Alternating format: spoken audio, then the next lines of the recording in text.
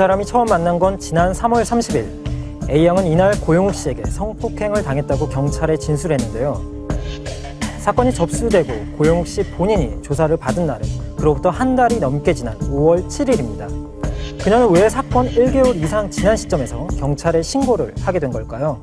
이 수사 우리 개시는 그 형사 외근 활동 중에 그 첩보를 받아가지고 수사에 착수하게 됐죠. 경찰이 관할 구역 학교 폭력에 관한 정보를 수집하던 중 이 같은 제보를 듣게 됐고 이를 계기로 수사가 시작되었다고 하는데요. 고영욱 씨가 피해자랑 주고받은 카톡 메시지 혹시 확보된 거 있나요? 메시지는 다 증거 자료로 첨부가 됐죠. 어떤 내용의 카톡으로 되었나요? 둘이 뭐 연인, 뭐 우리 사이가 무슨 사이냐, 연인지간이다, 뭐 그런 식으로 어떤 사이, 오빠하고 나하고는 어떤 사이냐, 앞으로 좋은 관계로 지내자, 라는 그런 내용이죠. 경찰이 밝힌 내용에 따르면 두 사람은 첫 번째 만남 이후 메시지를 주고받았고 A양은 고용욱 씨와 연인 관계가 될 것으로 생각했다고 하는데요. 그래서 4월 5일 그와 다시 만났고 또다시 성관계를 가졌다는 것입니다. 하지만 그 이후 고용욱 씨와 연락이 뜸해졌고 그 이상 만나지 않았다고 하는데요.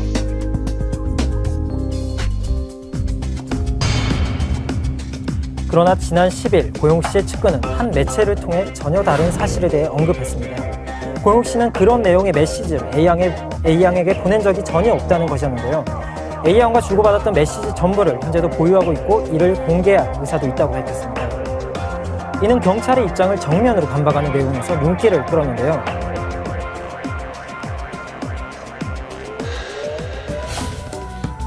이 매체의 보도에 따르면 처음 성관계 후 A양이 먼저 본인의 사진을 고용욱 씨에게 전송하고 고용욱 씨의 사진도 보내달라고 요구하는 등 성관계에 강제성이 있다고 보기 어려운 정황들이 있다고 합니다. 하지만 경찰 측과 고용욱 씨 본인 어느 쪽에서도 이 보도에 대해 정확한 입장을 내놓지 않고 있는 상황입니다. 이 사건이 논란이 되는 이유는 무엇보다 A양이 미성년자라는 점인데요. 아직 사건에 대한 정확한 판결이 나지 않았지만 상대가 미성년자라는 것만으로 고용욱 씨는 네티즌들에게 비난의 대상이 되고 있습니다.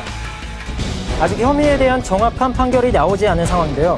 고용욱 씨는 이 사건으로 도덕적인 부분에 큰 타격을 입었기 때문에 판결과 관계없이 앞으로의 활동에는 차질이 있을 것으로 예상되고 있습니다.